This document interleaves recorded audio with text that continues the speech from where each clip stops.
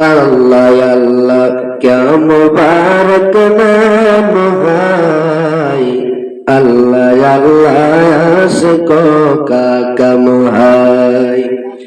या इलाही मुझसे मुझको दूर कर, ताकि देखो मुझ में तुझको एक नजर। या इलाही तू मेरा मालिक है, या इलाही तू मेरा माशूक है। ও আমার মুসলমান বন্ধুগণ, ভালো করে দিলের কানটা লাগানো শুনুন। বান্দা যদি আল্লাহ তাআলার হয়ে যায়, আল্লাহ তাআলা বান্দার জন্য হয়ে যায়। ও মুসলমান, মানুষ হয়ে মানুষের বিপদে যখন আপনি দাঁড়াবেন, মানুষকে যখন আপনি সাহায্য সহযোগিতা করবেন, স্বয়ং আল্লাহ তাআলা আপনার সাহায্য সহযোগিতার জন্য লেগে যাবেন। আল্লাহু আকবার। ও আমার মুসলমান ভাইরা, দিলের কানটা লাগায় শুনুন। আব্দুল্লাহ বিন মুবারক আল্লাহর ওলি, বড় বুজুর্গ, বড় আলেম, হজের সফরে বের হয়ে যাবেন, বন্ধুদেরকে নিয়ে হজের সরঞ্জাম চলতেছে। এমন সময় আব্দুল্লাহ বিন মুবারকের একটা ছোট্ট সন্তান কাঁদতে কাঁদতে বাবার দরবারে এসে হাজির হয়ে গেল। আব্দুল্লাহ বিন মুবারক বললেন, বাবা কাঁদছে কেন?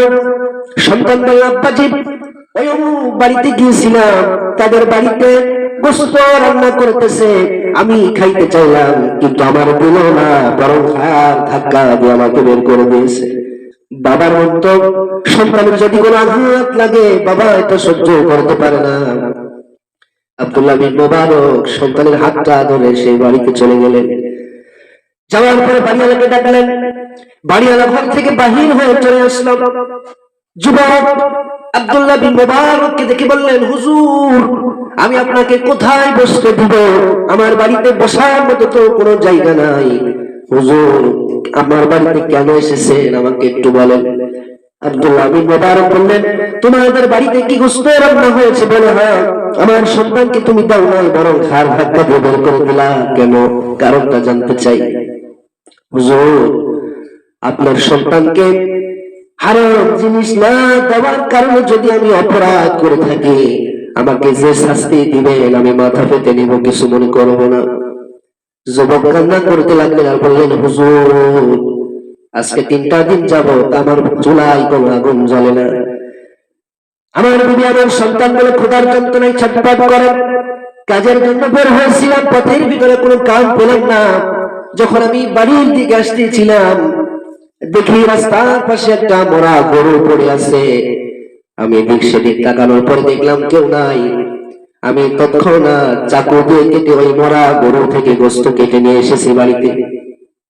এটা বিবিকে রান্না করার জন্য বলেছি, সন্তানদেরকে নিয়ে খাবারের ব্যবস্থা করেছি। হুজুর, ওইটা তো ছিল হারাম। এই হারাম গোশত আমি আপনার সন্তানকে না দেওয়ার কারণে যদি আমি অপরাধী হই, আমাকে যে শাস্তি দিবেন আমি মাথা পেতে নিব। যুবকের মুখে এই কথা শোনার পর আব্দুল্লাহ বিন মুবারক কাঁদতে কাঁদতে তিনি তার চোখ দুটো লাল করে ফেললেন। দৌড় দিয়ে বাড়িতে আসলেন। হজে যাওয়ার জন্য যে টাকাগুলো তিনি জুগিয়েছিলেন, ওই টাকাগুলো ওই যুবকের হাতে দিলেন আর বললেন, যুবক, কিয়ামতের দিন যদি আল্লাহ তাআলা জিজ্ঞেস করে, আব্দুল্লাহ বিন মুবারক, তুমি তো হজ করেছো, কিন্তু তোমার বাড়ির পাশের মানুষের চুলায় 3 দিন পর্যন্ত কোনো আগুন জ্বলে নাই। ও যুবক, তুমি কিছু টাকা দিয়ে তোমার সংসারে খাবার দাবার কিনবা, আর কিছু টাকা দিয়ে তুমি ব্যবসা করবা।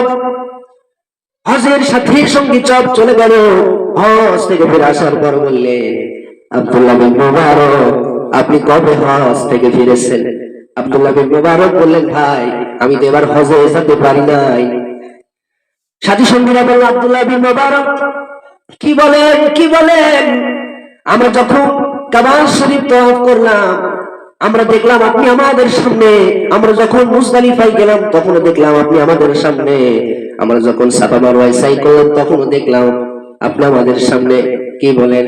ও মুসলমান, এটা তো তিনি ছিলেন না, কারণ আল্লাহ তাআলা ওই বান্দার দানটা আল্লাহ তাআলা কবুল করে নিয়েছেন। আর ওই বান্দার নেক আশা ছিল হজ করা, আল্লাহ ফেরেশতা দিয়ে ওই বান্দার হজ আল্লাহ তাআলা আদায় করিয়েছেন। আল্লাহু আকবার। এইজন্য মুসলমান, এইজন্য সহায় মানুষদেরকে সাহায্য সহযোগিতা করলে বরং আল্লাহ তাআলা আপনার সাহায্য সহযোগিতা করবে।